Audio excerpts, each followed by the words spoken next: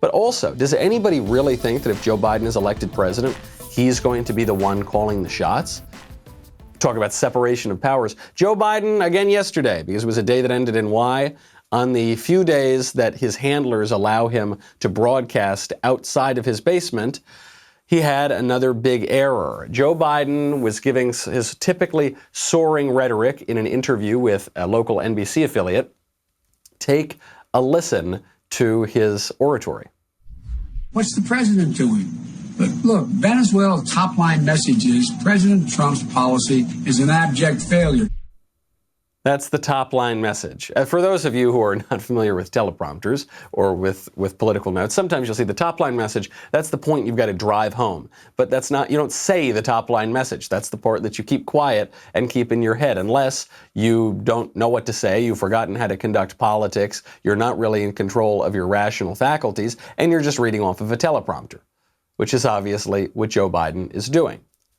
He's not able even to form these sentences. And it's funny because now, the left always projects. So whatever is true of them, they just throw onto the other political party. Yesterday, they were trying to suggest that Trump had a cognitive decline or he'd had a stroke or something crazy like that. Regardless of what you think about Trump, you might hate him, you might hate his policies, you might be a conservative and hate him because there are disagreements among conservatives, one thing we're talking about today. You can't say the guy is senile. The guy will get up and give a 3-hour speech without a teleprompter, and he'll keep the audience engaged for the whole thing.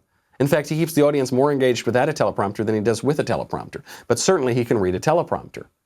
The same cannot be said of Joe Biden. Whether you like Joe Biden or you hate Joe Biden, the guy is obviously in decline. And so if you elect him, what are you electing? You're electing the Democratic Party apparatus, which, far from a separation of powers, is this liberal establishment connected to the media, connected to the universities, connected to Hollywood, connected to big technology, connected, obviously, to the party itself. And they are pushing a radical message that involves violence in the streets, that involves tearing down our institutions and our statues and the great men that those statues represent. There is nothing conservative about that at all. I hope you enjoyed that short segment from the Michael Knowles Show. Be sure to check out the full episode linked in the description or download the podcast wherever you listen to podcasts.